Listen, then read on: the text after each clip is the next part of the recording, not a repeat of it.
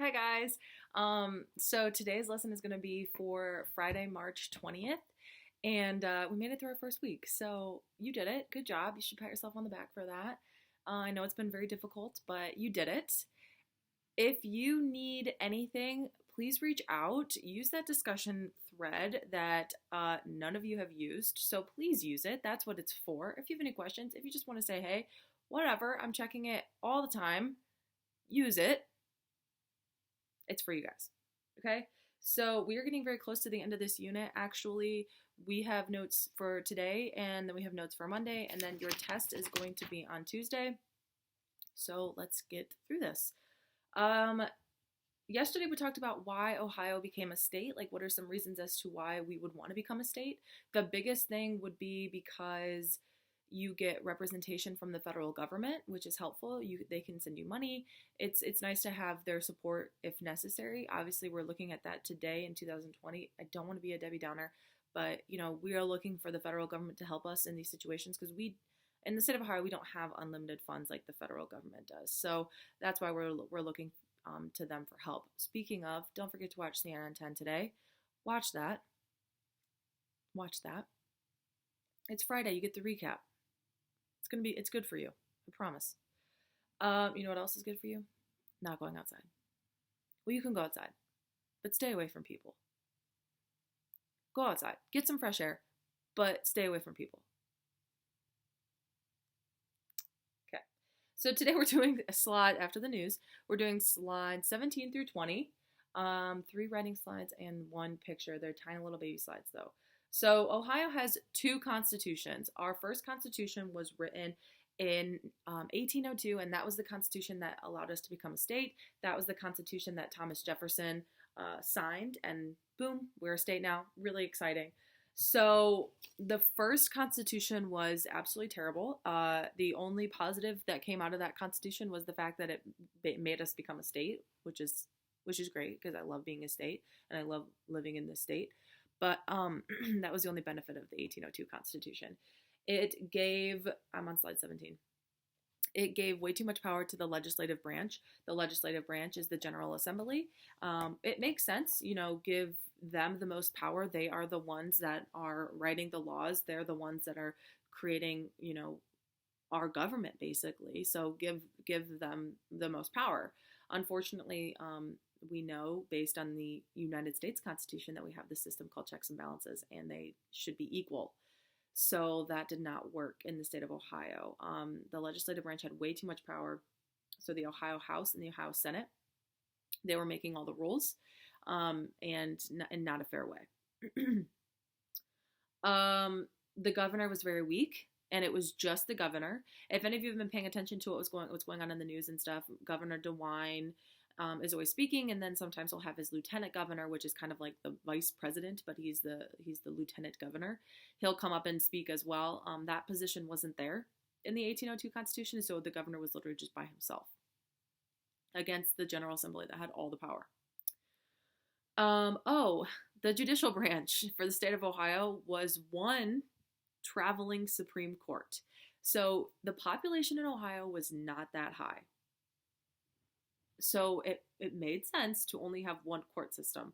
But if you got in trouble, let's say in the southern part, and you were in prison, you would have to wait for the Supreme Court to travel down to you so they could hear your case. We didn't have district courts. There was no Crawford County court system. There was none of that. It was just one traveling Supreme Court. So this is what I mean by the unequal branches. The legislative branch had way too much power, and the executive branch and the judicial branch had nothing. Okay, so the 1802 Constitution was awful, and the only good thing that came out of it was that we became a state. Make a summary. Next up, in the 1802 Constitution, it said that if you were a white male who owned property and you had, a stable income, then you could vote. And also, because the Northwest Ordinance required it, there was no slavery. So written in our Constitution, it says, no slavery, and it also says who can vote. White male, if you own property and have a stable income.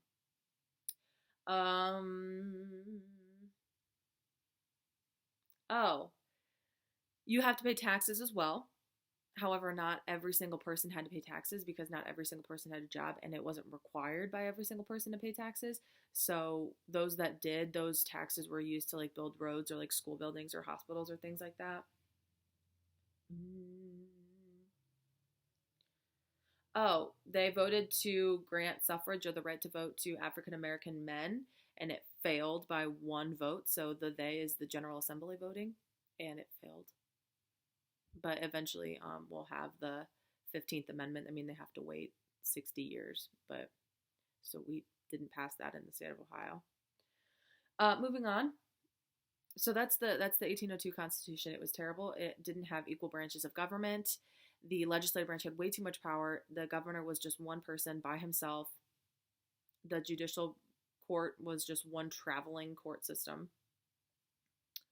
Next up is the 1851 Constitution. This is the Constitution that we have today.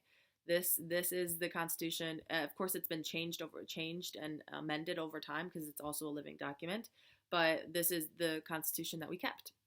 1851 Constitution gave the people power to vote for their leaders because before either they were appointed by government officials who were already in charge or we couldn't vote for all of those positions, right? We could vote for the General Assembly members and we could vote for governor, but we couldn't vote for like judges. And it's important to vote for your judges because they're the ones that are putting you, and they're the ones judging you. Like you're on trial, so you want them to be fair. And we couldn't vote for them in the 1802 Constitution.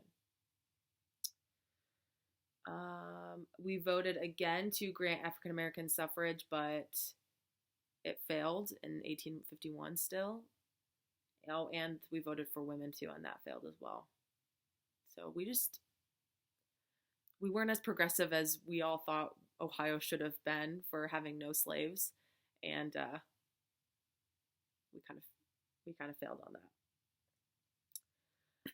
So we failed to give suffrage or voting rights to African Americans and women, but the people that could vote could now vote for more government positions because you're voting for people that are in charge of your life, but not everybody could vote.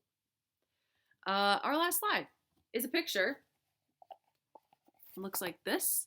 And you will see on the first side of the arrow, that is who you could vote for under the 1802 Constitution. We could vote for governor, secretary of state was appointed, the judges were appointed, but we could vote for members of the General Assembly. So we could only vote for two, really, entities. By 1851, we could vote for all of those people. So it's the 1851 Constitution just expanded voting rights for people who could vote.